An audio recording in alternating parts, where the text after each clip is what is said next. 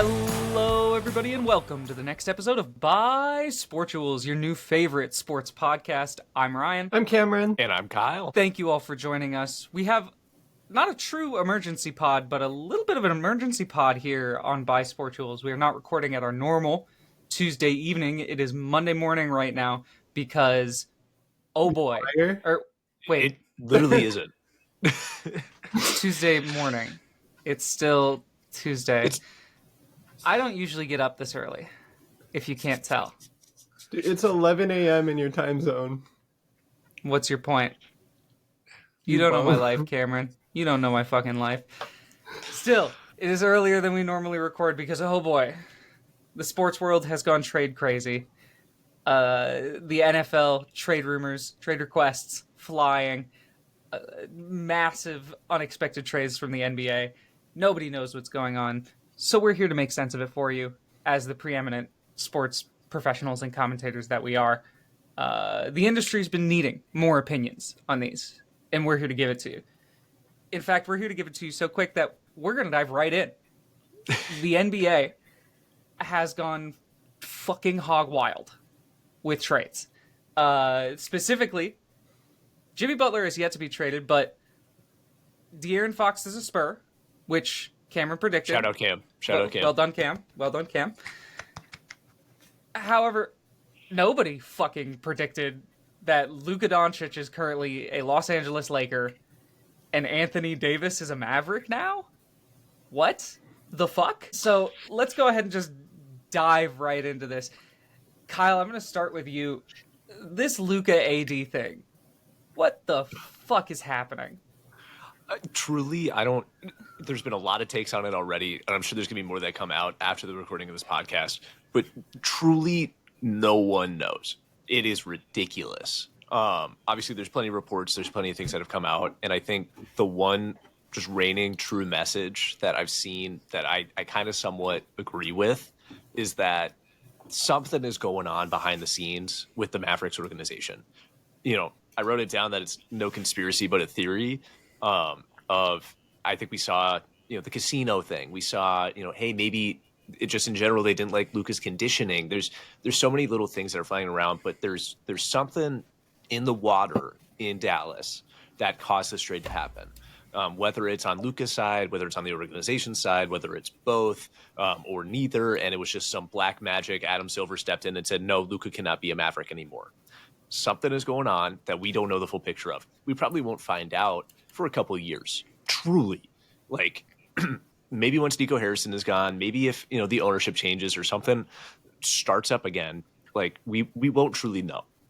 What we do know is that Anthony Davis is now on the Mavericks, who are going to have this huge problem with their height, because now they're pretty deep on that side of the roster in the power forward and center position. They're not as deep in the guard position anymore, granted, because Luka filled up 4 of those spots. Like, he evened it out because Luka's just that good of a player.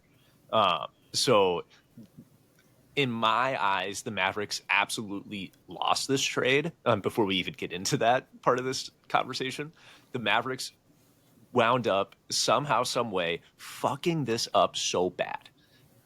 They traded their franchise guy not for scraps, because obviously Anthony Davis is still a great player, but they only offered him to one team.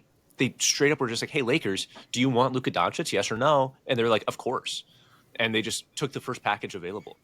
I am sure that if Nico Harrison called literally any other team, they could have gotten like 5 first-round picks. They could have gotten like 3 players. They could have gotten Rudy a haul. Gobert got 4. Yeah, exactly. Didn't McHale get 5 firsts and 2 swaps? Yeah. Yes. Yeah. So what the fuck is Nico Harrison doing? Truly. I said it, we won't know for years what is going on, even though he's telling us it was just one of those, like, hey, I got to do what you got to do. Like, truly, we won't know. And truly, it's a head scratcher. They're saying it's a conditioning issue, but I don't believe that at all when you're trading for a player like Anthony Davis. Yeah, Since Luka's entered the league, Luka's played like 60 games, 65 games every season, which, yeah, you're missing some time. Anthony Davis has missed almost entire seasons. You are not trading for a more reliable guy if conditioning is your biggest worry. You're Right. not trading for a better player right now to help you win more. I get that Anthony Davis wants to play with a center, and you've got a great center rotation, but this moves PJ Washington to the bench. Yeah. I kept seeing the number thrown around for Luka where it's like he's 270 pounds. Yeah, he's 6'7". He can do that. He can be 270 pounds. And like he is still a great basketball player. Everybody saw what he did in the Western Conference Finals against the Minnesota Timberwolves. Everybody saw what he did in the finals. He was doing his damn near best. And that is literally the longest that the season can go. He was playing that into June. What do you mean conditioning? Like, clearly he is that caliber of player that will turn it on when you need to. And down the stretch, he has shown consistent basketball. I don't understand what the conditioning thing came into this. Truly, the other thing that I wrote down, I'm going to jump right onto Nico Harrison again because God knows why he did that. But I saw the report earlier as well that Nico Harrison was the guy that fucked up Steph Curry at Nike. And obviously, you can tell by my appearance here that I'm a Nike guy through and through. So Nico Harrison called Steph Curry Steven during a press conference, and that was the domino that led to him going to Under Armour. So this guy has no eye for talent because two guards have been in his hands, and he said, nope, and dropped him.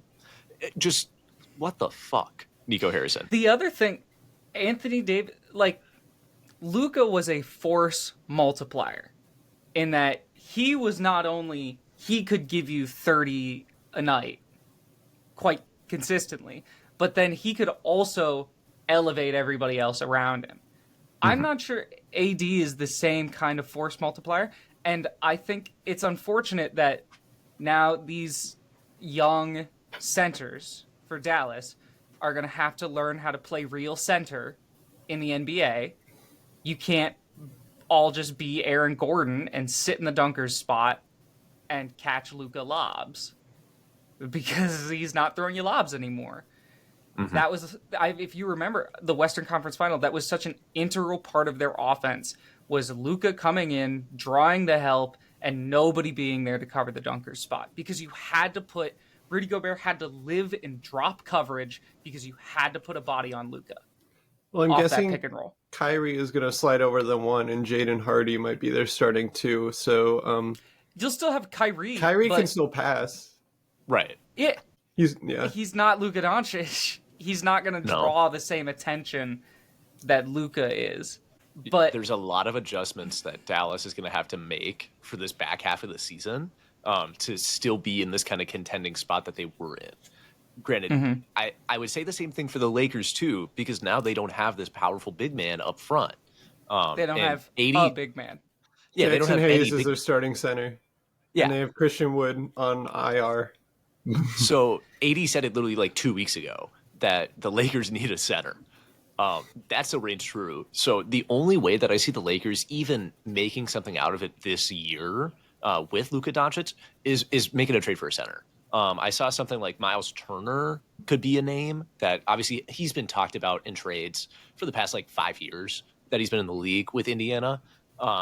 But truly, like that would be a integral piece to play in there and give them some help on the front court. I don't know if that's going to happen. I don't know if that's going to happen. It's come out that the Lakers aren't done, and I think looking for a rim protecting center is the best thing they can do. It helps that they gave up so little in trading for Luka, who can be a franchise guy for the next 10 years. Not saying that AD is a small piece, but like you only had to give up one role player to the Mavericks. You obviously had to send Jalen Hood-Schifino to the Jazz to make room for the 3 players the Mavericks sent back. They got Maxi Kleber in the deal, but he is not a rim protecting center. He's more of a backup 4. If they're willing to ship off Austin Reeves or Dalton Connect, I can absolutely see them landing someone like Miles Turner, but I'm not sure if they're going to be willing to do that. Well, Austin Reeves is kind of redundant in this offense now because who's going to be? He kind of when LeBron didn't have the ball in his hands, it was Austin Reeves with the ball. Luka is never going to let Austin Reeves carry the ball instead of him. It's going to be Luka, number one ball dominant. I mean, he's the most ball dominant player in the NBA. He cannot play off the ball but it doesn't matter because he can give you 30 handling the ball. Yeah, 30, 12, and 12. Yeah, so it's going to be Luka is going to be the main ball handler. LeBron can still at 56 or whatever, how old he is, can still run the offense and be the on-ball guy. What is the point of Austin Reeves now? I think they are much more willing to move a piece like Austin Reeves now than they were a week ago. Yeah, the only reason that I would see that they don't is if he's some kind of glue guy, because I feel like LeBron loves him. And right now, after trading seemingly his best friend, because he's posted on Instagram about it like 10 times already, the only reason that I see the Lakers keeping some of this roster together right now is for chemistry. I would argue that they shouldn't. They should just blow it up and rebuild it, because now you're on Luka's timeline. That was the one quote that I saw this week is like, for the first time in LeBron's career, you are on Luka's timeline, because he is going to be the franchise guy for the next 10 years, like Cam's saying. LeBron is not going to be there. No, they are 3 not years. blowing it up. I don't think they're going to blow it There's up. no way in hell they blow it up before LeBron retires. I don't think they will. They're not. I wouldn't say they're on Luka's timeline, but for the first time in LeBron's career, he is not the best player on his team. Yeah, I mean that there was that argument this year. AD, I think, was better than LeBron so far this season. I'm giving him the legacy of he's LeBron James. But when LeBron is on your team, they're going to try and contend. I don't think they're not on Luka's timeline, but they have a future after LeBron, which is what they were lacking. Yeah. Can I just make a quick point here? I want to go back to Nico Harrison real quick, and then we'll talk a little bit more about the Lakers. There's only one way that this turns out a positive trade for the Dallas Mavericks, which is this year or next year, but I don't think they're going to. Kyrie and AD are only going to get older. They're 31. AD is 31 and Kyrie is 32 or 33. Yeah, I think AD is about to turn. I don't know. I think AD is about to turn either 32. AD is about to turn 32. Yeah, so he's like 6-7 years older than Luka. They have to win a title either this year or next year. I think it has to be this year because I think their age, Father Time wins with everybody that's not named LeBron James in the NBA. So I think they have to win this year, and Luka cannot win more than one chip in LA. He just can't, and I don't think that's gonna. I think he's gonna win multiple because he's Luka Doncic, and it's the Lakers. Biggest free agent destination. He's never gonna have problems bringing people in to play with him, like maybe there was with Dallas. That's the take I heard that I begrudgingly agree with the most. Is like there's multiple ways to build a championship team in the NBA. You can do the OKC. You can draft and develop. You can hoard draft picks until you can make a move for a significant player, or you can just be the fucking Lakers and just have people want to be there. And I think someone who deserves... I loved clowning on this guy because he's made some very questionable decisions as a GM, but Rob Pelinka, congrats on answering that phone and saying yes. But he apparently had to give up so little. It's crazy. Yeah. Apparently, they originally wanted more, and he whittled it down. Originally, from some of the reports I've seen, the deal wanted multiple first-round picks and Dalton Connect in the deal. As it should. As it should have. It should have been all of their first-round picks plus Dalton Connect and another role player plus AD. It should have been way more than what it was. But I don't know if he used like a Jedi mind trick or something, but whatever black magic Rob Pelinka used to get the price down to what it was, that's good GM work. That's elite GM work right there. And I think in the entirety of his career, Rob Pelinka is not an elite GM. But when you get... You saw that Russ trade? Yeah, Yeah. I will never forget that Westbrook trade. But if you pull off shit like this, what the fuck else can you do? I mean, you've set your franchise up for a decade. I don't know what the fuck were the Like, Mavericks thinking.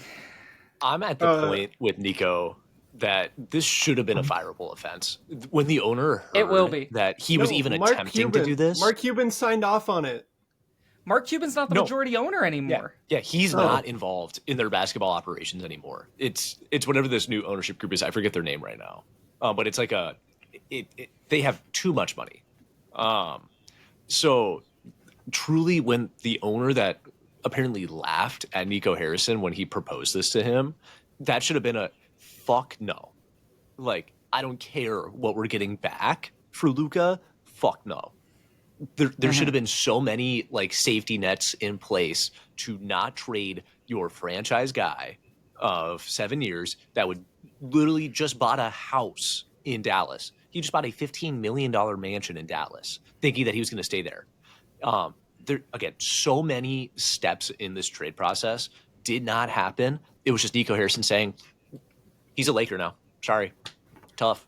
We're gonna figure it out." Apparently other executives around the league are like pissed that they had no idea Luka was on the market. Danny Ainge, the Jazz GM, he didn't realize he was facilitating a Luka trade until an hour before it happened. Shout out Danny Ainge. Shout out Danny Ainge. Doing got more Danny Danny Ainge Ainge things. He got a great player in Jalen Hood-Schifino. I think he's going to be their franchise guy for the next 10 years. He's always going to bring up the floor. Danny Ainge and his late round picks are like Rick Spielman was with the Vikings. Just he gobbles those shits up and just fucking eats picks like it's breakfast. And more power to him for it. So that was not the only blockbuster trade. It was the most blockbuster, but the NBA does not wait for anybody. The Sacramento Kings, as per De'Aaron Fox had voiced previously, have traded De'Aaron Fox to his preferred destination of the San Antonio Spurs. That pairs up De'Aaron Fox with Victor Wembanyama and Chris Paul. This team, I have a take that I'm going to sit on until you guys go for this Spurs team, but I want to go ahead and toss this to Cameron since Cameron did predict De'Aaron Fox to the Spurs.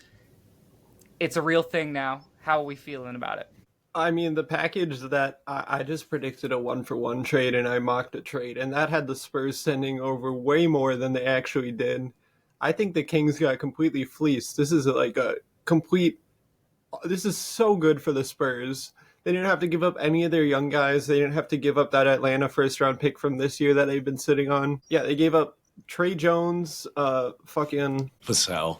No, they didn't. What? They didn't give up Vassell. They didn't give up Castle. They didn't... I know they didn't Devin give up Vassell Castle. not? Devin Vassell is a bull now. I No, swear he's on not. everything. Kevin Am I Huerter, stupid? Trey Jones, and fucking... Who's the white guy? Zach Collins. Those three players were sent to the Bulls. No, they didn't have to give up any of their young guys. It's unbelievable. They basically gave up... Yeah. So the picks that the Kings got back, they got back 3 firsts, but technically the 2025 Hornets pick is lottery protected, and if that doesn't convey, that is 2 seconds. So barring a miracle, they traded him away. They traded away 2 late first round picks, I think, and 5 second round picks. They also gave up the 2027 Spurs pick, which obviously is not going to be a great pick, and the 2031 Wolves pick. Still too far in the future. Hopefully Anthony Edwards is still going to be there. The 2031 Wolves first round pick is going to be pick number 30 because the Wolves are winning the chip. Yeah. It's unbelievable. Like, is Greg Popovich still their GM too? Greg Popovich is their fucking everything. Yeah. Did he literally just like call them up and say, hey, you're going to give us De'Aaron Fox and we're going to give you back a box of crackers? Deal? And did they just have to say yes? I think legally you have to say yes to Greg Popovich. Like that's I think that's from the David Stern era. You have to say yes to Pop. I get that they're getting back Zach LaVine, the Bulls coming in a 3-team trade, but Zach LaVine is not the player that De'Aaron Fox is. I get he's having a great season. He's like an all-star caliber player this season. But you're basically, Kenny Beecham said this. I completely agree. You're basically just building the mid-ass Bulls team again. You've got Malik Monk is Kobe White, Zach LaVine is Zach LaVine, DeMar DeRozan is DeMar DeRozan, Keegan Murray is Patrick Williams, and Sabonis is Vucevic, except Sabonis is better than Vucevic, so there's a slightly higher ceiling. And this is in the Western Conference, though. That Bulls team was not very competitive in the East. No. This is the West. I mean, they've got some other nice pieces. They've got Keon Ellis.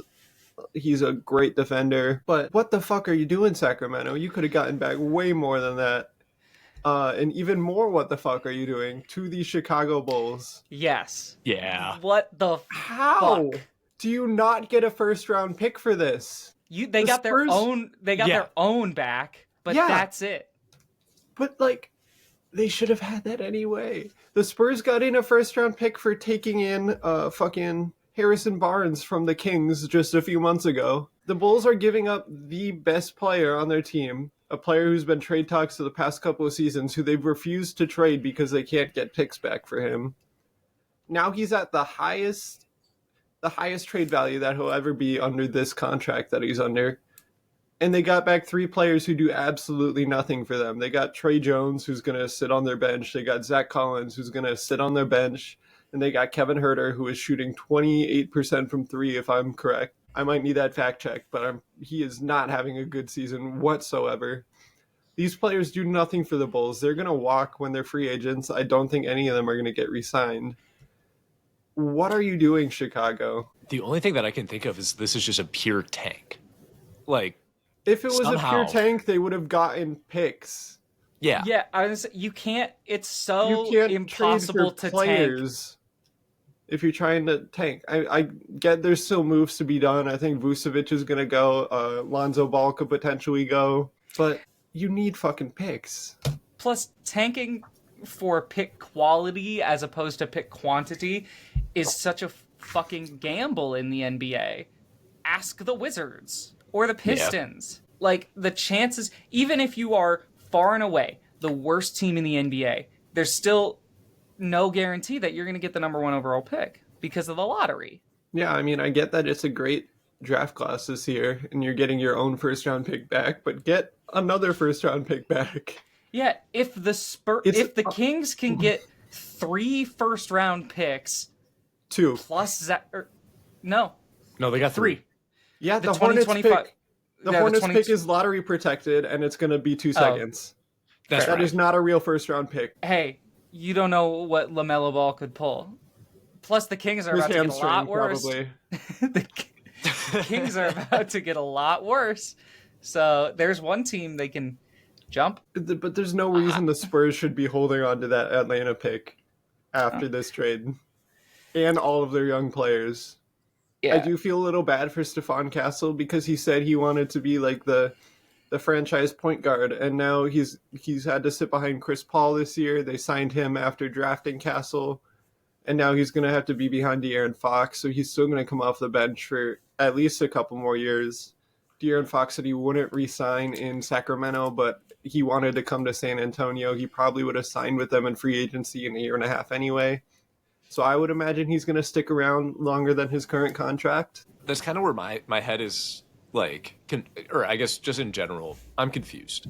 Because you just spent this draft capital on Stephon Castle. It's not like he's had a bad season by any means. Obviously, he's not, like, number 1 rookie of the year conversations. I think he is. But, yeah. Like, now that Pookie Bear Jared McCain is out. True. No, it's between like him and Yves Missi, and do not put any disrespect on Yves Missi. I love Yves Missi. Is great. Yeah, no, but like I'm talking about the top rookie of the year odds right now. It's him, Yves Missi, and Jalen Wells. So I'm wrong. Sorry. He's having a great season in rookie standards. So why did they need another guard? Why did they need De'Aaron Fox? I understand why they needed him because if De'Aaron Fox is a fantastic player. He says he wants to play for you, then you get him. Mm-hmm. So I understand it, but just in general, it's like you're gonna be too deep in this point guard conversation. That's kind of why I was hesitant on De'Aaron Fox coming to like Minnesota or something like that, because we were so deep on guards. It wouldn't make sense. In San Antonio, it's the same problem.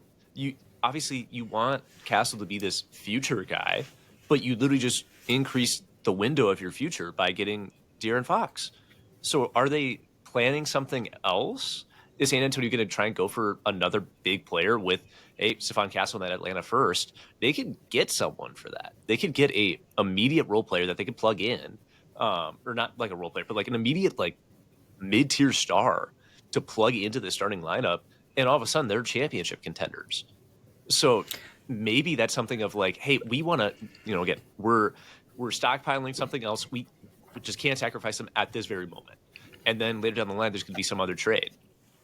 I believe never San know. Antonio's sitting at the 11 seed right now, but I was just going to talk about that. Yeah, I think this Yeah. is going to take them. I think they're going to be a playoff team this year. They're going to have a competitive first round series, but I can't see them getting past OKC or whoever they play this year. So currently, San Antonio is the 12 seed. Okay, yeah. They are 3 games back of the 11, and that they are therefore 3 games back of the play-in, because the 9, 10, and the 11 are all tied, basically. Or not basically, they all have the same record. So I'm going to give you a team.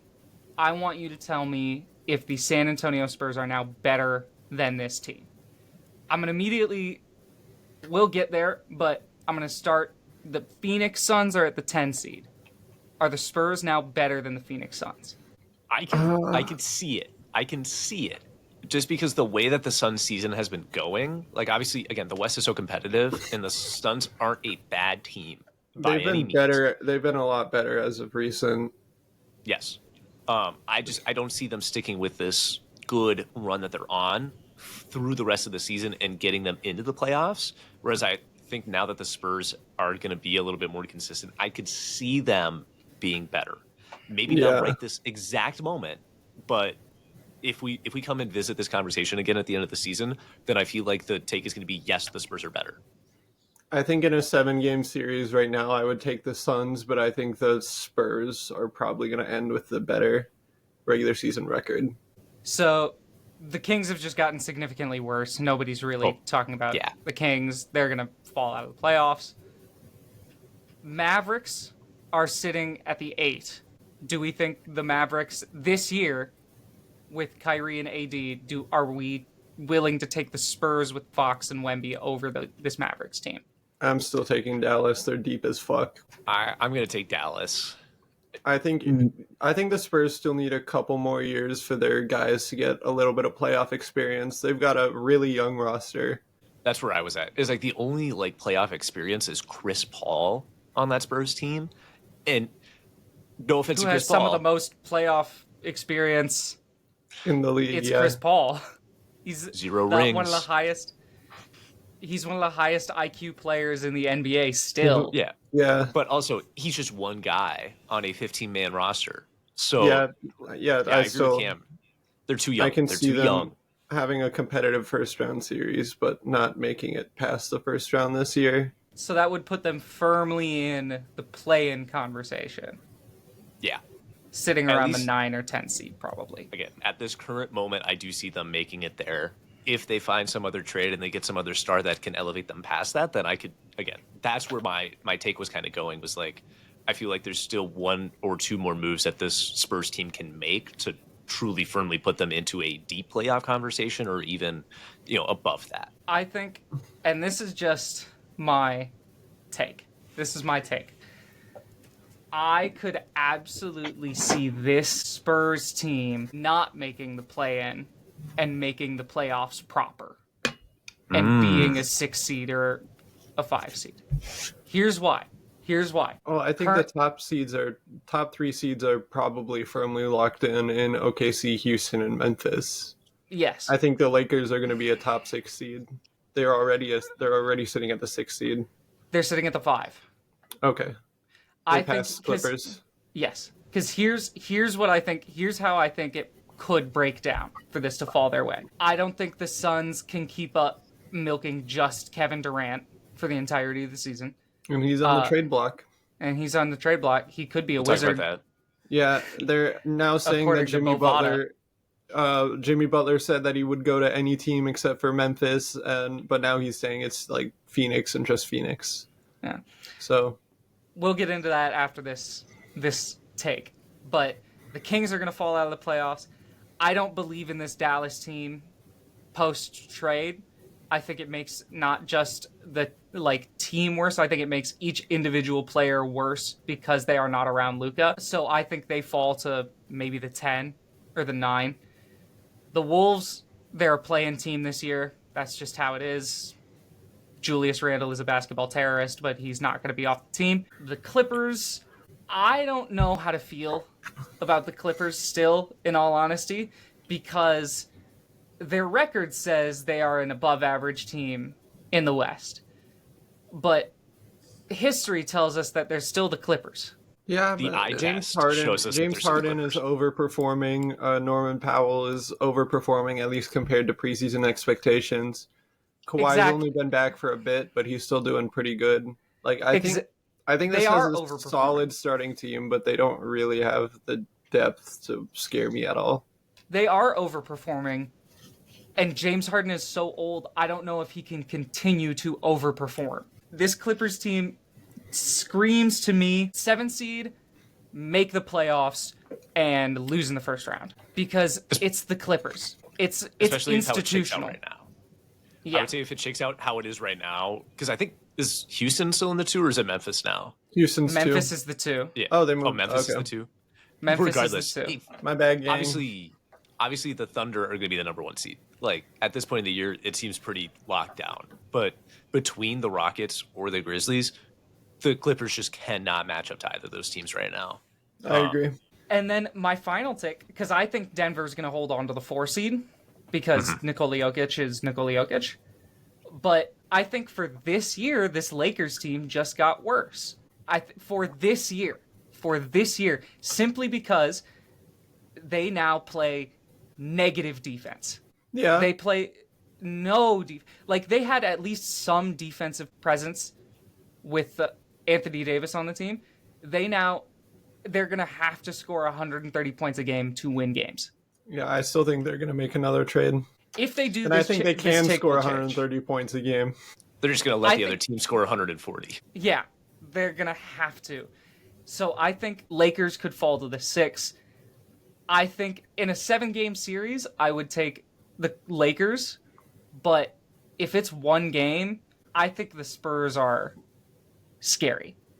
Playoff experience is a real concern, like you guys were talking about. They do have Chris Paul, who's a vocal leader on that team, and Victor Wembanyama seems to just not need any of the things we talk about when it comes to what NBA players usually need to succeed because he's an alien. So pairing that with the skill and the ability of De'Aaron Fox, the leadership presence of Chris Paul, and the fact that Wembanyama exists, I think this team is a playoff team. I think they're going to beat the play-in. I think they're going to be the 6 or the 5. I can see it happening. Now, we've just talked about these 2 trades, but as we mentioned, there's still plenty of time. Not before this episode comes out. By the time this episode comes out, the trade deadline will have passed. But as of current recording, there is We've still got time Roughly 50 hours before the before NFL trade yeah. deadline is officially... NBA, dumbass. You dumbass shit. Did I say fuck. NFL? You said NFL, you fucking dumbass Hey. fucker. You can't talk. Hey. Episode 1. Episode 1. Who are you? True. True. All right, shit. But there's still moves to be made, and there are still plenty of teams willing to make moves. As Cameron pointed out to us before the beginning of this recording, according to Bovada, Kevin Durant is now currently a favorite to be a Washington Wizard, Yeah, which I think I'd commit crimes if that happened. I would puke more than I ever have in my But- entire life. yeah, they said he's on the trade block yesterday, and I guess now Bovada Sportsbook is predicting that he's going to be a Washington Wizard for whatever goddamn reason. Jimmy Butler still has yet to be moved. Will he be moved? I I still think he will. Well, he's been indefinitely suspended by the Heat. I think that I could potentially see a 3-teamer with Kevin Durant and Jimmy move in, because Jimmy now only wants to go to Phoenix. Bradley Beal does not want to waive his no trade clause whatsoever. He doesn't want to uproot his family again, which I totally understand. It's like moving is a lot, especially if you've got a family. Kevin Durant does not have a family, so he can move. True. Fair point. I think the only thing with that is like I feel like Jimmy wants to go to Phoenix because of Kevin Durant. Probably. So if that 3-teamer does happen where Kevin Durant moves, he's going to be same old Jimmy, who I do not like. He's going to be a diva in Phoenix and then demand out again, probably by the start of next season. So yeah, I mean, if Kevin Durant is gone, the Suns have negative front court depth. I get that they got Nick Richards. He's been decent for them, but So my Jimmy Butler prediction is officially out, as Jimmy has said specifically he will not go to the Golden State Warriors because he would not sign there in the offseason. And that was kind of my whole thought process, was the Warriors could lock down that 3-man core of Jimmy, Steph, and Draymond for 3 years. Yeah, however long that window is. Yeah. That's officially out the window, unfortunately. But Jimmy Butler wants to go to Phoenix. If I'm Matt Ishbia, the owner of the Phoenix Suns, and I see Jimmy Butler wants to come here, how can you not look at Jimmy Butler and just look at every other team he's been on and go, yeah, I want that. I want the Jimmy Butler experience. Because here's what the Jimmy Butler experience is. If you are a great organization, and over the past 2 decades, Miami has been a great organization. Maybe not great teams, but how they construct their teams, how they draft, what they do, the basketball organization has been great. If you are a great organization, you get, what, 1 finals run out of Jimmy Butler? 2, 2020 Two? and 2023. Yep. I forgot When they were they the AC. were. Yeah, I forgot they were in the 2020 finals. I just knew about the 8 seed one. That's if you're a great organization. The Suns are not a great basketball organization. So what are you going to get out of it? Well, you're probably going to get what the Timberwolves got out of it. You're going to get what the Bulls got out of it. You're going to get what the Sixers got out of it, which is jack shit. One Which is playoff Jimmy appearance. Jimmy being a fucking diva, refusing to play true team basketball, an inability to take any sort of responsibility, both on and off the court. You're going to get the Jimmy Butler everybody knows. Why would you send away Kevin Durant to bring in Jimmy Butler? I agree with you, Cameron. I feel like that's kind of the only way that They're would not work. trading Booker. Yeah. And they can't trade Beal. They don't have the assets otherwise to facilitate that kind of trade, unless they want to blow up the already non-existent depth that they have and just send The farm. everybody but the starting rotation. But if you have to send away Kevin Durant for Jimmy Butler, and you do that, I think you and Nico Harrison both need to be brought out to a field and shot. Yeah. And that's Those are the feeling rabbits. reasonable. If anything, that is a merciful end to what the city of Phoenix would do to you. Yeah. They would not give you the mercy of a bullet to the brain. I was going to say, the only thing that I'm kind of like concerned about now is literally this Luka trade is going to affect the rest of the trade market for this year and probably next year. Because if they don't make that trade, then I absolutely see Matt Ishbia making this Kevin Durant trade happen where, okay, yep, Kevin Durant's going to some other team. We're taking Jimmy Butler in because he doesn't see this public backlash. And now this Luka trade, literally Nico Harrison is getting calls to have his head on a pike outside of the Maverick Stadium because everybody is pissed at him. So every GM in the league is on red alert of like, oh my God, I cannot fuck this up. So And they're star taking players are scared. yes, literally Ant said it last night. Like Yeah. he was like, it was like, hey, Connolly, like tell me if I'm getting traded. So again, right now, like a week ago today, when I was talking about Jimmy to Phoenix, it was a little more realistic because you could almost sense that like Phoenix was willing to make that mistake. Now, no team is willing to make that mistake So I genuinely wouldn't be surprised if Jimmy is a Miami Heat at the end of the trade deadline. And then they work something out. They find a way to get him back into the rotation. He has a 20-game stretch where he does okay, and then he immediately demands out again in the offseason, and they figure something else out. But I think that he may be a Heat for the rest of the year. Here's the thing. If he's a Heat for the rest of the year, I don't know if, especially if when he's out, they don't look significantly worse. They don't look like the 15th or 16th team in the East. Because right now they're sitting at the 6th seed, and they're basically 500. If they're still a play-in team, I could see the Pistons maybe overtaking them, maybe the Magic if they get healthy soon. But if they're still a play-in team, and Jimmy Butler is still indefinitely suspended, I don't think Spo wants to put him back in. I think Spo wants a cohesive basketball team. And Jimmy Butler is not conducive to cohesive basketball. Jimmy Butler is conducive to Jimmy Butler basketball. And I have another take. We need to come up with better names for players on teams where the team name doesn't end with an S. Like, oh, this player is a Jazz, this player is a Heat, this player is a Thunder. That sounds so bad. Like, we need to find something better there. Yeah, I agree. We'll go to the lab.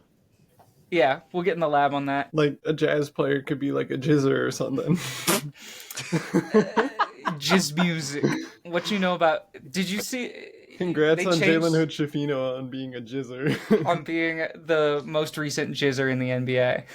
a new Jizzer, if you will. Are you talking about Star Wars Jizz music? They changed the name of that. It's no longer called Jizz music. What the fuck? Exactly. Fuck you, Disney. Fucking prudes. Amen. They don't want to be talking about Jizz music. I will be clenching my asshole and refreshing Shams. Can we give... This is for Shams. Thank you, Shams.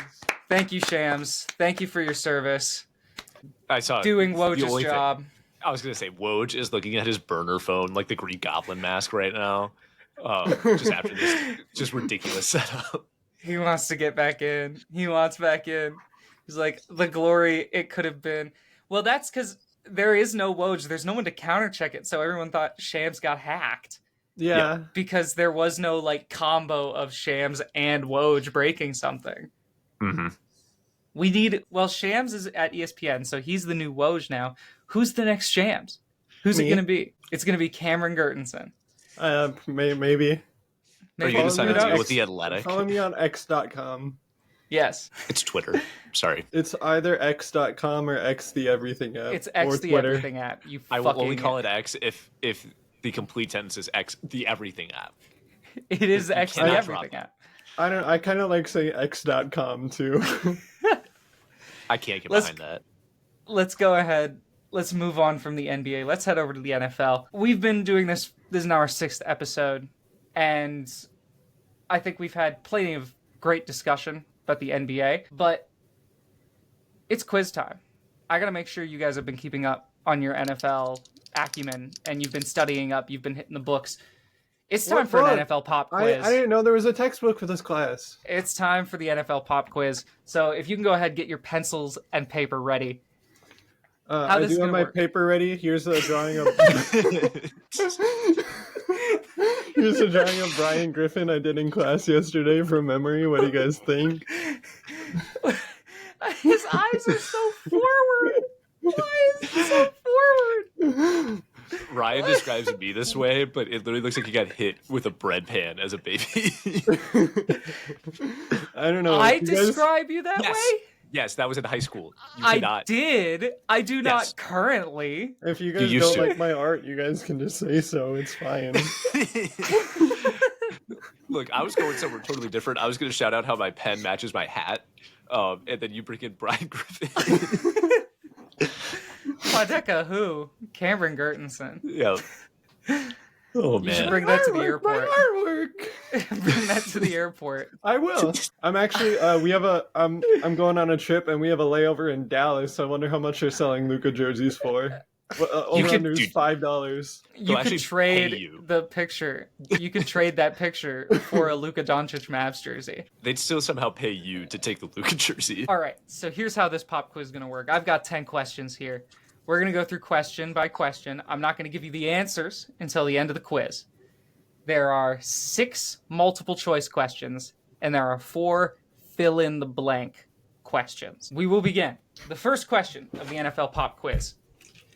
Which division holds the most losses in the 2024-25 regular season?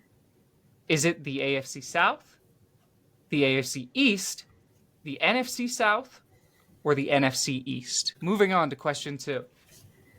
Who led the NFL in passing touchdowns this season? Is it Joe Burrow, Baker Mayfield, Lamar Jackson, or Josh Allen? All right, let's go ahead on to question 3. Who is the Vikings franchise leader in receiving yards? Is it Randy Moss, Chris Carter, Adam Thielen, or Sammy White? Shout out Sammy White. I've never fucking heard of Sammy White. Fake ass fan. Probably. Shout out Sammy White.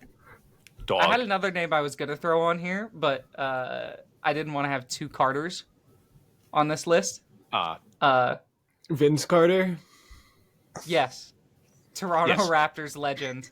No, also famous franchise Minnesota Viking. leader. Yeah. Also I thought you were franchise going to leader throw in like receiving Laquan yards. Treadwell in there. I thought that would have been really My goat. I fucking Yeah. love Laquan Treadwell. Dude. He was supposed to be him. He He is him. He's electric. In the return game, maybe. Yeah. No, in football. That man is fucking balling. He got blackballed by the league. Laquan You cannot say the reason Laquan Treadwell is not performing to his expectations is because he got blackballed by the league. He is performing up to my expectations, which is the best receiver in the league. He has been since he entered. Right, do you have a He just function to hasn't like gotten the mute opportunity. Cameron? Do you like? Can you just like turn him off? Yeah, Like, this is just- I'll mute him in post. Okay, bad. Man. All right. Number 4, this is our first fill in the blank question. What team is featured in 7 out of the 10 most watched regular season games of all time? Out of the 10 most viewed regular season games of all time, this team appeared in 7 out of those 10 games. Far and away the most appearances by a single team in this list. I have a guess. I'm like stuck between 3, and I picked my initial reaction, and I'm scared that it's gonna be wrong. We'll see. That's the glory of the pop quiz. All right, question number 5. We're back to the multiple choice here. What division has the best single season winning percentage of all time? That is one whole division, their winning percentage in a single season. Is it the 2013 NFC West, the 2022 NFC East, the 1975 AFC Central, or the 2024 NFC North? Remember, these are winning percentages, not raw numbers. So it accounts for the difference in game numbers throughout the years. All right. Question number 6. Fill in the blank. There are 2 answers here. What 2 cities are the only NFL exclusive cities among the 4 major American sports leagues? 2 cities that only have an NFL team. No NBA team, no MLB team, and no NHL team. I know Kyle one of has them. leaned back in his chair. I got both. I know one of them. I think I know both. Okay. I knew one of them. I'm The other one I actually totally forgot. I'm actually gonna need the full minute on this one. Holy shit. I'll give you another 20 seconds. Cameron, let's stare into the camera and longingly at Kyle. God, no. I hate this. I hate this. I'm hiding my face in my notebook. I have to go around my microphone. Oh my god. I hate both of you so much this episode. All right, Good pressure. Good pressure. All right, we're moving on anyways. We have 2 more multiple choice and then 2 more fill in the blank. Question number 7. Which running back had the highest average yards per rush this season? Minimum of, I believe it's 100 carries. Is it Saquon Barkley? Is it Jahmyr Gibbs? Is it Derrick Henry? Or is it James Cook? All had electric seasons this year, but who had the highest average yards per rush? All right, question 8. Your last multiple choice question, and I believe my favorite question on the quiz. Which active head coach has the closest career win percentage to perfect 500? Ooh. Is it Dan Quinn, Mike McDaniel, Zach Taylor, or Kevin Stefanski?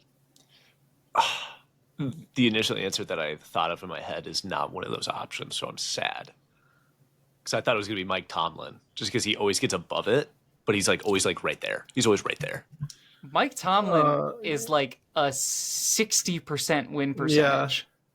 Whatever. Can you forget list them those off again? Yes, absolutely. Your 4 options are Dan Quinn, who's currently the head coach of the Commanders. Formerly of Falcons fame. I'm going to say that is not his only head coaching gig, so it is taking that into account. Is it Mike McDaniel, Zach Taylor, or Kevin Stefanski? Dan Quinn, the only one on this list to have had multiple head coaching opportunities. FYI. McDaniel, Taylor, and Stefanski are all in their first opportunity currently.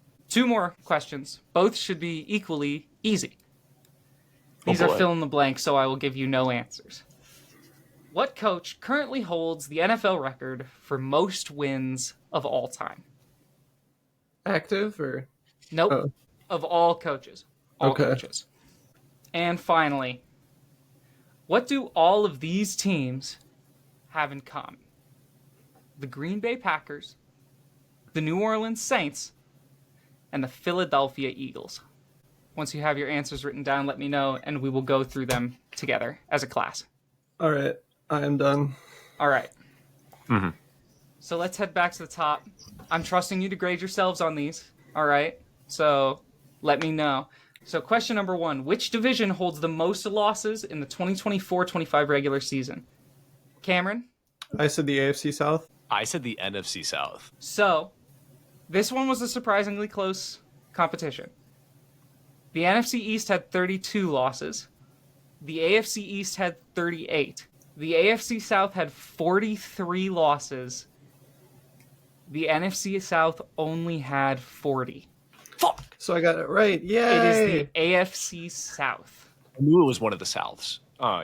I thought the NFC, since they were just so competitive, that they were all kind of like around 500, that it would even out. But tough. They had Yeah, but like the every lowest team other than the wins. Texans sucked. Mm-hmm. Yeah. They were definitely the most like tight division from top to bottom, but all of the AFC South sucked ass. All right, question number 2. Who led the NFL in passing touchdowns this season? Kyle? I'm pretty sure it was Lamar. I'm pretty sure it was Baker. So we can all agree it wasn't Josh Allen. This was a trick to try to get you to think of most total touchdowns. Allen only had 28 passing touchdowns this season. Lamar and Baker Mayfield were tied at 41 passing touchdowns this year. Both of them too shy of Joe Burrow at 43 passing touchdowns. I thought that was a trick because like Joe Burrow had the most yards. Well, no, but Jamar Chase with a triple crown, so he probably would make a touchdown. Yeah, I should have thought of that. Well, because remember, the Bengals had, all due respect to Chase Brown, the Bengals had no run game. No. They had to pass the ball. Yeah. All right. This question was built for Kyle. Let's see if Cameron could get it as well. So we're going to start with Cameron on the answer on this one. CC. No, Chris I thought it was Carter? Randy Moss. Moss. Could be. I don't know. So we can say it's not Sammy White. I wanted to have a throwback back there. Yeah. But it is not Sammy Laquan White. Treadwell. It's not Laquan Treadwell. It is not Adam Thielen. Mm-hmm. Adam Thielen has about 6,500 yards as a Minnesota Viking. It is between Randy Moss and Chris Carter. Yeah, I I know think it's Chris close. Carter played there longer. In fact, Kyle, I hate to break it to you, it's not close. It's Wait, what? Chris Carter. Damn. Chris Carter has about 3,000 yards on Randy Moss. I actually might go 0-10 on this. Randy Moss had 9,316 career receiving yards as a Viking. Chris Carter had 12,383. I did kind of forget that Chris Carter was there for a lot longer prior to Randy Moss. Yeah. Yeah. I should have. You just think once 3 deep started, that's when you started counting? Kind of. A little bit. Tough. All right, so Cameron, you are 2 for 3, Yep. and Kyle has yet to get one right. Let's see if this changes. It's not going to be this one. It's not going to be this What one. team is featured in 7 out of the 10 most watched regular season games of all time? Kyle. I hated to write it down. I said the Packers. Packers. Interesting. Because they've been a popular team for a long time. I said Jerry Jones, Dallas Cowboys because of Thanksgiving games. It is America's team, Yeah. the Dallas Cowboys. So my 3, Fucker. I said earlier, I had 3 guesses. I went with my gut, and I knew it was going to be wrong. My other 2 guesses were going to be the Cowboys or the Chiefs, just because the Chiefs have just been in the Super Bowl so many fucking times. All right, question 5. What division had the best single-season winning percentage of all time? Cam? 2024 NFC North. That was also my answer, was the 2024 NFC North. It is indeed the 2024 NFC North. Had the highest winning percentage of all time. They won almost a perfect 2/3 of all games played by divisional teams. Number 6. What 2 cities are the only NFL exclusive cities among the 4 major American sports? Kyle, I want to go with you first. So I know one of them is for sure the Green Bay Packers. And then I got so stressed with you staring into my soul that I wrote the Kansas City Chiefs, and I now realize that is obviously incorrect, and I think I know The what the Guardians. answer is now. Yeah, The I know. Royals. Yeah. Oh, true. That's Cleveland. Yeah, I realized it, that it's most likely Seattle. Actually, no, it's not. Never mind. They have a baseball No. team. Never mind. the and Kraken. the Kraken. I'm They stupid have and the dumb. Kraken. I'm stupid and dumb. I said Never mind. Green Bay and Jacksonville. Fuck, That is correct. It is Jacksonville. Green Bay and the Jacksonville Jaguars. I hate this game. I hate this game. I hate everything about it. Duval. Oh, Liam Cohen. I love his head shake when he does it. Duval. It's so stupid. All right, number 7. Kai, you've got 1 correct. And I've got Cam, one you're wrong. Cameron, you're at Do I 6 get a half out point of for 7. that? Do I get a half point for No. that because I got Green Bay? Fuck you. No, dumbass. The question was what 2 cities? You had to name the 2 cities. Number 7. Which running back had the highest average yards per rush this season? Kyle, I'm going to come back to you. I said Mr. Barkley. I can see it being Saquon, but in my gut just told me James Cook, so I wrote James Cook. I literally wrote off to the side, it's probably James Cook, sad face. All right. So this one was close between the top 2. 0.1 yard per rush separates the top 2 guys. I can tell you who it's not, who is James Cook. Oh, okay. James Cook was sub 5 yards per rush attempt. Jahmyr Gibbs had a respectable 5.6. Saquon had 5.8 yards per rush. But that does not beat Derrick Henry at 5.9 yards per rush average. I was not sure about that one at all, so I'm okay with getting that wrong. I remember looking at like the 2 of them across from each other, and I just couldn't remember who had less attempts between the 2 because they weren't like super far apart in yards, just like total. I know Derrick Henry didn't get over 2,000, but I just didn't remember which one of them had less attempts, and it was Henry. So yeah, it just increases his average. Question 8: which active head coach has the closest career win percentage to 500? Cameron, who did you pick? I said Zach Taylor. I also said Zach Taylor. Zach Taylor's a very good guess. He's the only coach on this list that is below 500. He has a winning percentage of 47.8. So he is 2.2% off of a perfect 500. Dan Quinn is at an astounding 51.1% win percentage. You kept saying he's the only he guy. So was it my is Dan second Quinn. guess. Dan Quinn. Zach Taylor's a good guess because he had the 12-win seasons and he's had the 6-win seasons. Mm-hmm. So that's why I went with him. Was like he's so polar. Like there's a great season or an ass season, other than like this year. So I was like, tends to average out pretty close for Zach Taylor. All right, question number 9. What coach currently holds the NFL record for the most wins of all time? Mr. William Belichick. I wasn't sure if he passed him, so I feel like I absolutely should know this, but I said Dan Marino's buddy Don Shula. I thought he did. It's Don I thought it was Shula. like the last year. It's Don Shula. Yeah. Bill Belichick is 3rd. Really?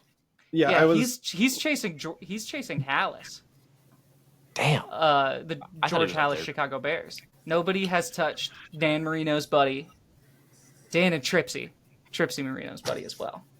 Don Shula. Yeah, I was not sure if Bill Belichick passed him, but I was pretty sure it was Shula. So. Final question. What do all of these teams have in common? The Green Bay Packers, the New Orleans Saints, and the Philadelphia Eagles. Cameron, what did you say? I said, as a Vikings fan, I don't like them. All right. I said I had 2 answers for this one. My real answer is they all suck. I also wrote down that Vikings fans have fuck the phrases for them because it's fuck the Packers, fuck the Saints, and fuck the Eagles. So the answer I have down here is that they all suck major doo-doo poopy butt cheeks and I hate them all. All right. So both of you get a point. Both of you get points because they are all major poo-poo duty butt cheeks and I hate them. I fucking hate them. Fuck them. I got 7 out of 10. We don't need to talk about my score. We don't need to talk about my score. Kyle, how is this going to affect your report card? I actually might fail everything. I may not graduate this year. You had I got 2? I got 2, and one of them was the gimme answer. One of them was they all suck poo-poo duty butt cheeks. So this is 2 weeks in a row now. To my fans, to my friends, to my family. Truly, from the bottom of my heart, this is disappointing. I know that this is hard to hear. Other than I'm sorry. I know that doesn't cut it. I'm going to be doing a lot of studying here this next week. Even though we won't have any more quizzes, I'm going to do better. That's all I can say is I'm going to grow. All I can go from here is up because I almost could have done worse, but I didn't. Hit the fucking books, brother. Here. You got to hit the books. Yeah, what happened to you saying you were going to do better after NBA trivia? Yeah. Look, listen, we'll be back. Can I get a trophy for ball knowledge or something? Here's the thing, Kyle. One, you got beat on NFL trivia by our resident NBA guy. By a significant margin. And 2, the more painful one, you missed the Vikings franchise question. That's the painful one. Again, all I can offer right now is apologies. Truly, this is not who I am. This is not the man that I want to be. I will be back next season stronger, with more energy, more fight in me, more knowledge. He's getting back in the lab like Ben Simmons with the jump shot. Yeah, I don't expect to see much improvement over on the Kyle Springer end. I think has Kyle Springer hit his ceiling?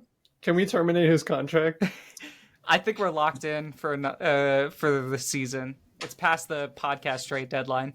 But let's give Kyle a chance to redeem himself, maybe with some quality takes instead of some quality ball knowledge. The trade scuttlebutt has not been limited to the NBA this season.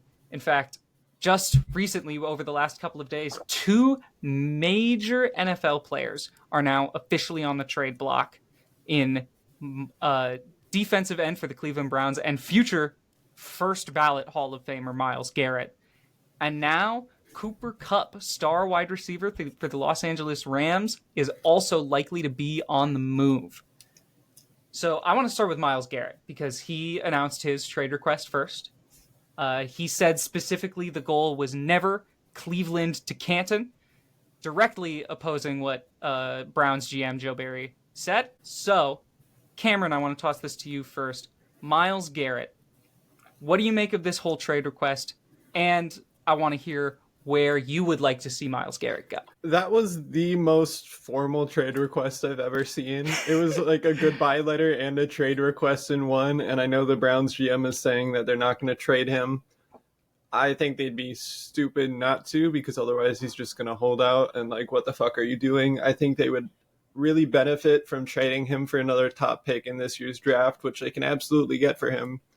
So that way they can take Cam Ward, and if he's leaving, they got to take Abdul Carter at pick 2. But if they can get another top pick, hopefully get one of those top 2 quarterbacks, I can see that happening. I think wherever Myles goes, he's probably going to go to a contender. So I don't know if they'll get that draft pick, because he does want to go to a contender. I think a team that would be a really good fit for him, they've got a solid like front 7 group, but one like a piece like Myles Garrett can absolutely take them over to the edge to becoming an elite defense. They've got a ton of cap space. I see him becoming a commander. That's my official prediction. I didn't even think about the commies, but yeah, pairing him with some inside talent like Deron Payne, Jonathan Allen. Yeah, they've got a solid group for him to join. And they've been missing at the edge spot. That was, I mean, Chase Young. Trey Young. Trey Young hit a great game winner last night. But Chase Young was supposed to be their franchise cornerstone edge rusher, and then he turned out to be not who everyone wanted him to be. So he's a Saint currently, I think. He is? Yeah, I believe he's a New Orleans Saint. Oh, okay. You know, I'm in the same boat with the first part of that. I don't agree with the team necessarily, because I didn't really think about them either. Yeah, Myles Garrett is one of those guys that you don't let leave. So I absolutely see where the GM is coming from of like, no, I'm not trading you. You're our best player that we've had since forever. He's been electric since they took him number 1 in 2017. Yeah, genuinely, I think he is one of, if not the greatest. Obviously, I think like Jim Brown would be like Jim Brown, and then the conversation. There's an argument for Baker. Absolutely top 3. Yes, no matter what. Like one of the greatest players to ever play for your franchise. So that is a guy that you do not want to leave. But you can look at other trades, maybe comparable. The one that I saw come up was the Khalil Mack to Chicago, where they got, what was it, like 5 picks, 4 picks, somewhere in there. I know they like. It was like 2 firsts, a second, and a third. Yeah. So yeah, it was 4 like valuable picks, picks, and I think the Chargers also sent like a 6th and like it was like a 5th, like a couple years down the road. So something like that. There's a package there for at least like 4 picks, especially if you want to compare, like, because it was Khalil Mack at 25, I think, and then like Myles Garrett at 27.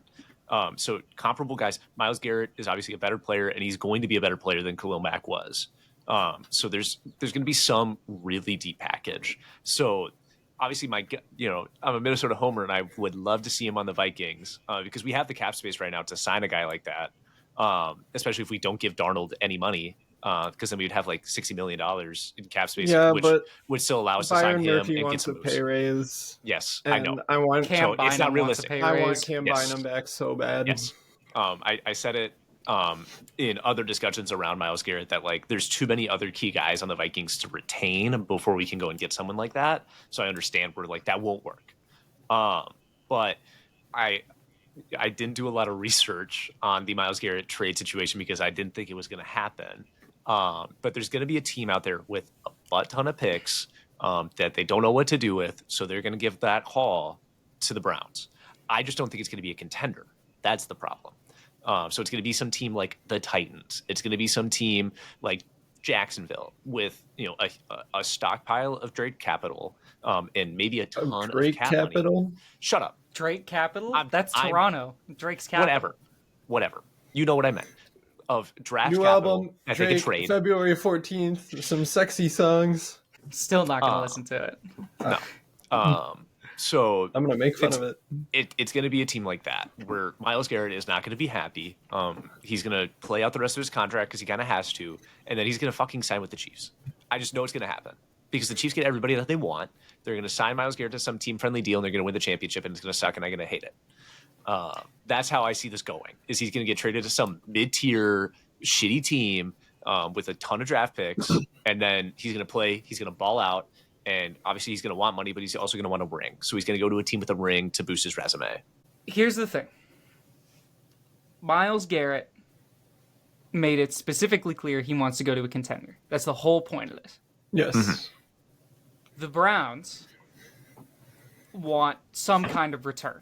But that's not the only thing the Browns want out of this, because let's be clear. The other motivation is the Browns are going to say, if you are not in the NFC, don't call us.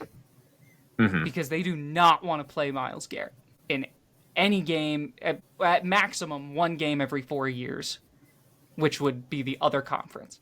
Yeah, I've and seen they the don't Ravens, want to have to face them in the playoffs. The Ravens Especially are like at 4 in the odds to get him, and that's bullshit. They're no not way. trading him in division. I've also seen the Bengals name come up. Nope. They're not. They will never trade Myles Garrett in division. It will not happen. Well, granted, this is the same front office that traded 3 first-round picks for Deshaun Watson. Yeah. Yeah, and besides, they're about to send all of their picks to go get Justin Tucker. So here's what the Browns are going to do. They're going to have 2 stipulations. Number 1 is going to be, do not call us unless you are a team in the NFC. And number 2, you better have at minimum 2 first-round picks ready to go. That is bare minimum offer. So, what's a team in the NFC that is all but ready to go, just needs a little push to get over the edge, and they don't really need their draft capital? They don't have a ton. They have a normal amount of draft capital. They haven't stockpiled picks, but they don't need them. They're not in the draft and develop game anymore. They're not in the try to find value anymore. They are in, we need players, we can win now. And I would hate it. But the edge combo of Myles Garrett and Aiden Hutchinson would feed families. It would feed the city of Detroit. I hate it. I hate it. I hate it.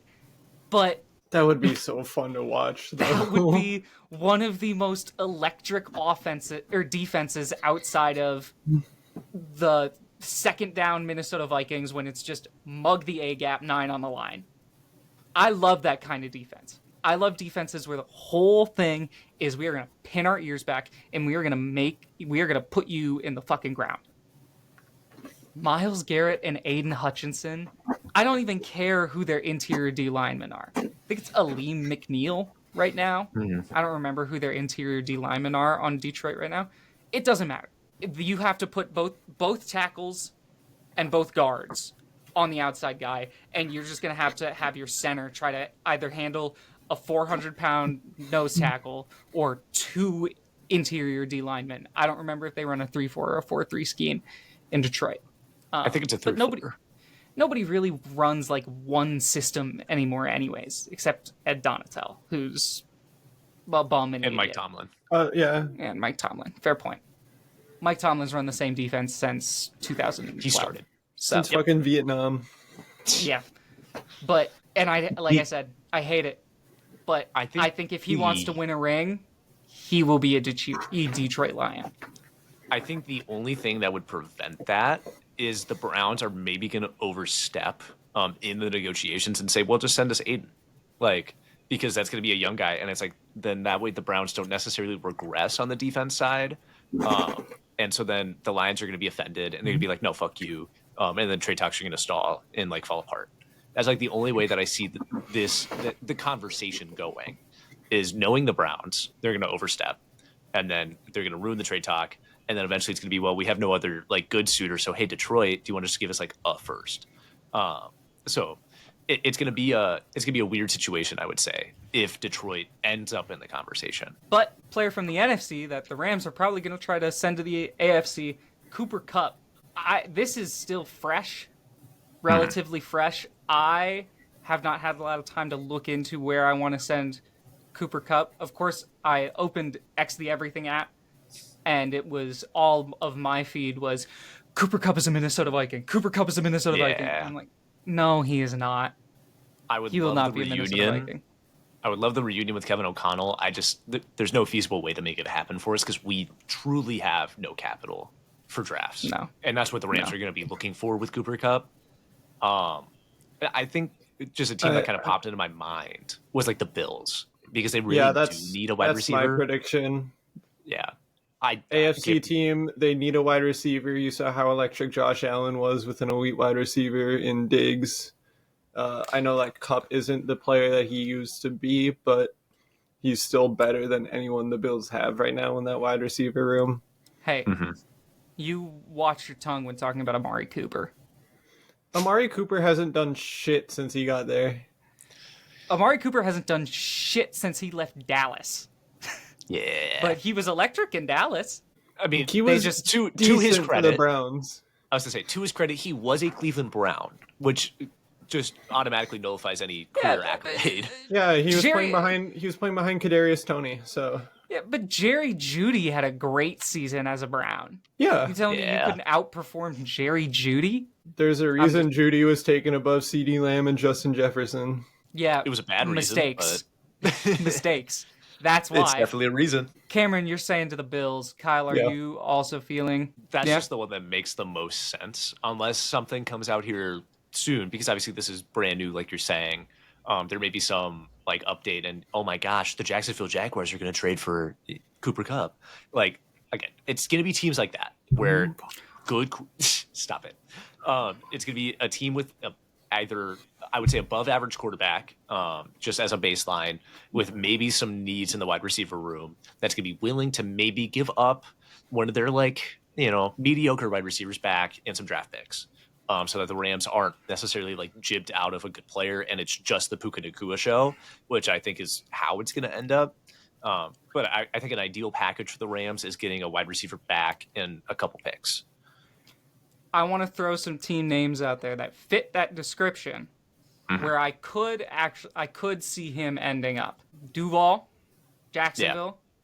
Yeah. It depends on how much Cooper Kupp believes that Trevor Lawrence can play football.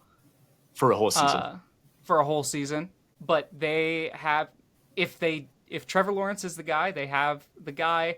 They have Brian Thomas Jr. now, so it's not. Yeah, that would be an electric wide receiver duo. It's not just going to be Cooper Kupp. I don't know how much you can believe in the Colts. They're a pretty difficult team to trust right now. It would be good. Anthony Richardson is so inefficient. I don't. Yeah. Right. I mean, the Rams have said they're working with Cooper Kupp to find a place that him and his family feel comfortable going. I don't know if Indianapolis is that. Maybe they don't have to move at all. Ooh. The Chargers have Lad McConkey. They got Herbert. Quentin Johnston. I think Jim Harbaugh would love nothing more than to send Quentin Johnston and a second or a third to get another elite white wide receiver. Because Jim Harbaugh is a racist and a fraud, and I hate him. He's probably not actually. He's probably not actually racist, but he is in my brain. He might be. You never know. I genuinely think Jim Harbaugh would like cream his pants on the sideline when Justin Herbert throws it like 20 yards to Kupp in the end zone.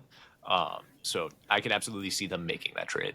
I need him to explicitly say, I am not racist and I do not prefer white players over black players before I can like... He's yet to say it. Yeah. He's yet to say it. Yeah. I think the only other one that I could see here, you talked about the Bills, stay in division. If you send a second rounder and you take, with the number 2 overall pick, you take Travis Hunter and trade for Cooper Kupp. Travis Hunter comes into the NFL primarily as a corner, but still can play like gadget wide receiver.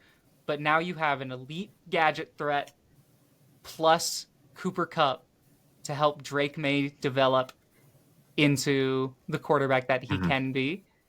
Like throwing 2 pick sixes in the Pro Bowl? He shouldn't have even been there. He shouldn't have been there. No. He shouldn't have been there. My point was proven. Yeah. I guess another team that I can even see, because like Tyreek wants out of Miami, so that can almost just be like a 1-for-1. Granted, I would think the Rams would have to send something with Cup to go there, but Tua Are would you probably not valuing mind Tyreek over Cooper Cup? Cooper Cup. Yes, yes, I am. I think I'd they're value about like the Slightly. same tier, right? If we're just looking Same at tier right last now. season, they're the same tier. I'd value Just in Tyreek general. 2 years ago over Mhm. Cooper Cup, but Cooper Cup this season kind of proved that even in a down year, he can be highly productive. Yeah. So again, Yeah. maybe it could just be a 1-for-1, and it's the best of both worlds there for those teams that probably won't face each other for another 3 years. All right, but there's a game coming up this weekend. It's almost like In fact, the big one. it's the big game, Superb Owl. the Superb Owl, the Super Bowl. Mhm. I don't care if we get demonetized. We're not going to. We're not making money. We're not making we're money not making anyways. money on it. You guys are getting paid, but the Super Bowl this coming weekend, a rematch of 2 years ago that nobody wanted to see. I don't think there's a single group in America outside of Philly and Kansas City that is excited for this game. It is the Eagles versus the Chiefs. The Chiefs are currently favored by 1.5 points. I want to go to you guys. I want you to give me what you think is going to be the key thing in this game and your prediction. I'll go to Cameron first. What do you think is going to be the key and who's going to take it? I think the key thing in this game is Saquon Barkley, both for the Eagles, getting him involved, getting him in the end zone early, giving him touches, and for the Chiefs, trying to stop him and slow him down. I think Saquon Barkley is the X factor of this game. If he has a great game, I see the Eagles winning it. If the Chiefs can stop him, I see them winning it. I am going to give the slight edge to the Eagles. I don't think the Chiefs offense can keep up with them. We saw how big, like how fucking dominant they were in the NFC championship. I think the only way to convince Saquon that like, hey, it was fine that you sat week 18 and didn't get the rushing record is if you can get a ring out of it, and they're very close to getting a ring out of it. I don't think the Chiefs are going to three-peat as much.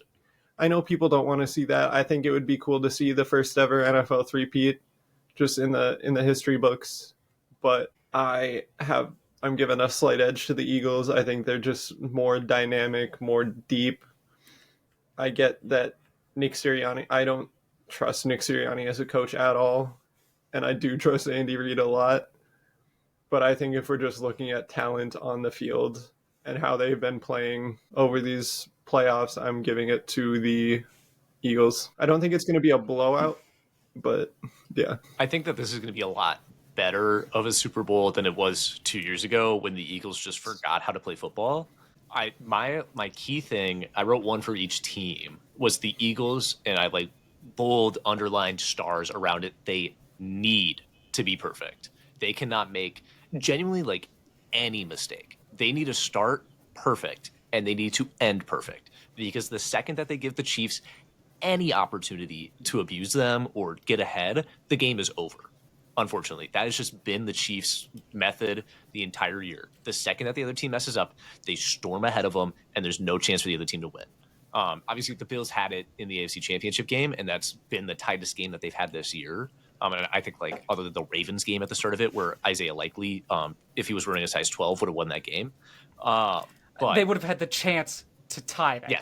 Exactly. They would have had a chance to tie. And so even then, like, the Chiefs' method to their success has been just absolutely taking advantage of those small opportunities.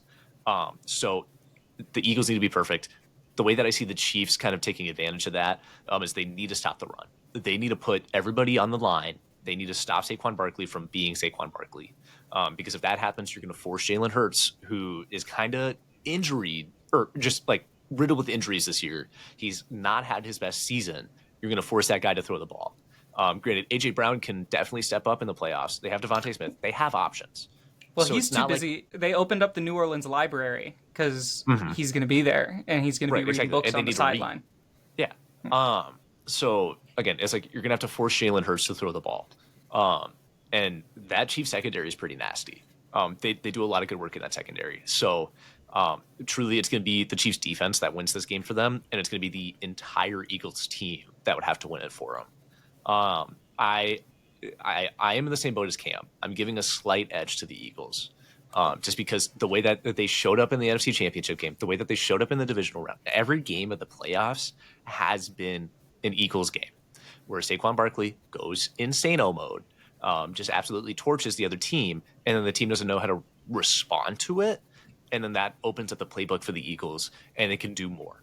I just don't think that it's going to be an absolute blowout because it's the Chiefs. We know better, so it's going to be a good game. It's going to be tight. There's a reason why both of these teams are in the championship.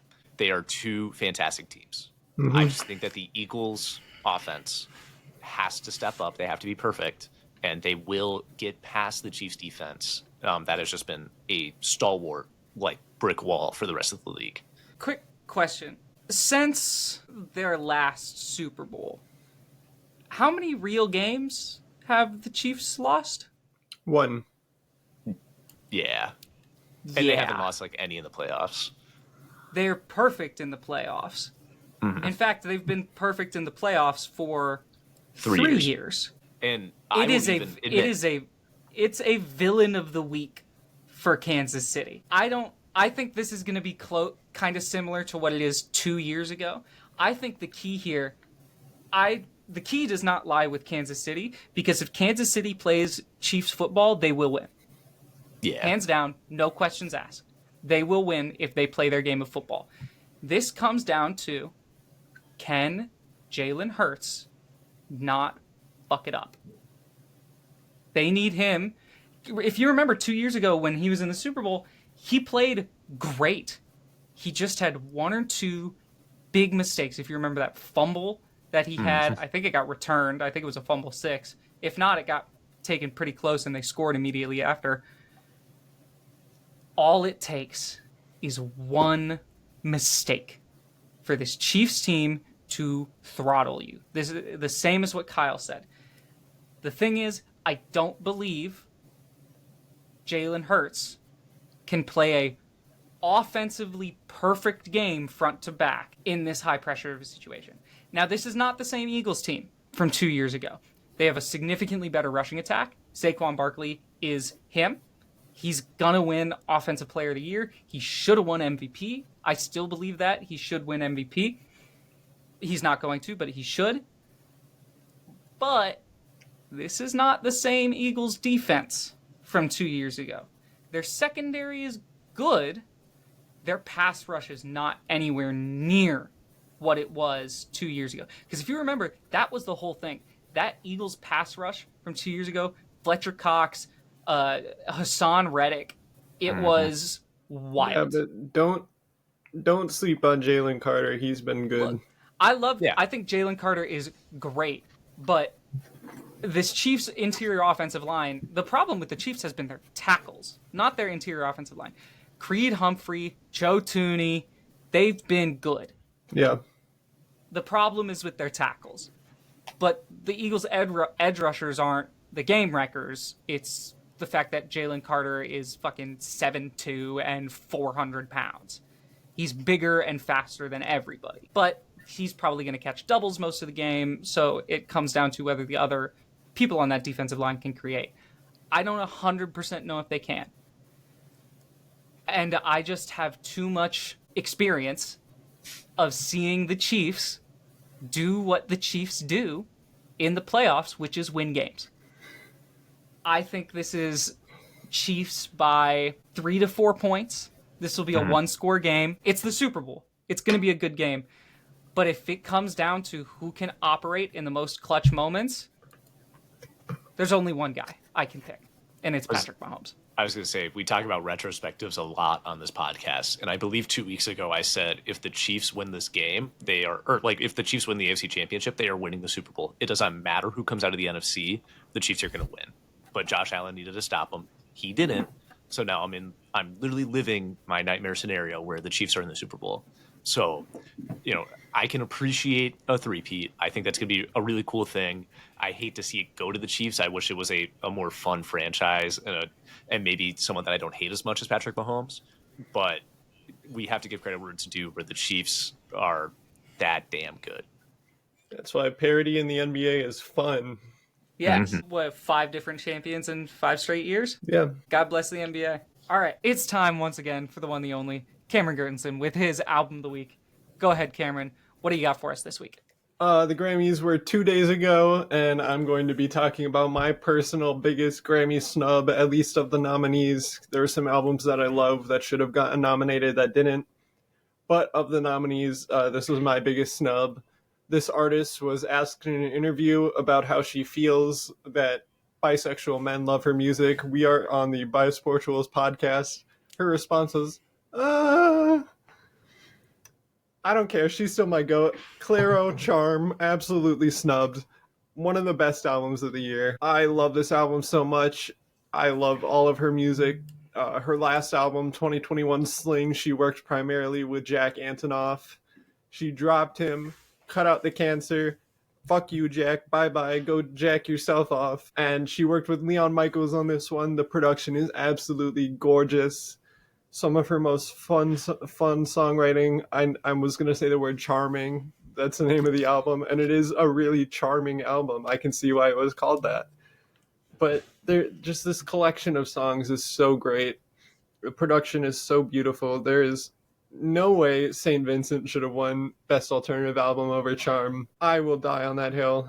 Claire Cottrell, I believe she's from up east. I think it's either Jersey or Maryland. She's been making music since the late 2010s, started originally as a bedroom pop artist, blew up with the songs Pretty Girl and Flaming Hot Cheetos, which she primarily recorded in her bedroom. A lot of industry plant allegations because her dad works at Coca-Cola. I don't know, if industry plants are making music this good, then go ahead. I don't care. Her first album, 2019's Immunity, came with a couple big singles like Sophia and Bags that really blew up. What are you saying, Kyle? Banger. It's a banger. I love that album. 2021, she released Sling the day before my birthday, so that album was super fun to hear. That album was my album of the year pick for 2021, at least before I heard Jane Remover's Frailty. But that album is still super good. So many good songs on it. You've got Amoeba, you've got I really like Wade, that's a little bit of a deeper cut. Harbor, Blouse, all such great songwriting. But this album, 2024's Charm, really took a step up in just every single aspect. In the songwriting, in the production, in the melodic, variety. This is a perfect album to me. It's my most listened to album of last year, at least that came out last year, and I'm still listening to it pretty more than once a week at this point. I love Clairo. Shout out Clairo. Even if you don't like Bisportuals listening to your music, don't care. You're my goat. We'll always love you. Shout out Clairo. Yeah. If I can jump in on this one, I would like to shout out exactly 11 tracks on this album. And before I get into it, you may observe that there are 11 tracks on this album. Yes. So shout out Nomad, shout out Sexy to Someone, shout out Second Nature, shout out Slow Dance, shout out Thank You, shout out Terrapin. Terrapin's my favorite song on this album. Shout fucking out Terrapin. Shout out Juno, shout out Out of My Love, shout out Echo, shout out Glory of the Snow, shout out Pure 4. All of these songs, even just like alone, are fantastic. In the run of the album, it works so well together. Clairo is so fantastic. I love this album. Cannot vouch for it enough. So sad she didn't come to Minnesota on this tour. I was there for the Sling tour. Great show. Would have loved to go to the Charm tour. Unfortunate. Well, that's 2 ringing endorsements. I can't Ryan, think of a better way. Make it a third. I don't care if you haven't listened to it. Have you listened to it? I have listened to it. I absolutely have. Yeah, so say it's one of the best albums ever. Just say it. I can't lie on this podcast, guys. Boo. I will give you my honest opinion, which is I can appreciate the quality of the album. It is extremely well written. I can tell why you guys love this album. It's just not for me. Okay, well, go listen to your Amelia Perez soundtrack. God. No, I'm still listening to Chromacopia front to back. That's fair. God, I love that album. But that'll probably show up some other time. Despite the fact that it's not my favorite album, I can agree. I think it got snubbed. I think it is still a very good album, just not my genre, not my taste. I can still appreciate how high quality of an album it is. What's the second track on the album? Sexy to Someone. Sexy to somebody would That help was, me out. I remember when I listened through it, Sexy to Someone was the one where I was like, oh, okay. Yeah. Well, that was the first single for the album, and I listened Yep. to it about 50 times before the album came out, so I was very familiar with it. But album as a whole, that's 2 ringing endorsements and 1 tacit approval. I think there are very few albums that have got much more high praise so far on Bisportuals than that. And with that, I want to go ahead and thank you all for listening to this week's episode. Thank you for taking the time and including us in your day, in your weekend routine. Thank you for listening, and we will see you all next week. Bye-bye now. Bye. Bye. Bye. Bye. Bye.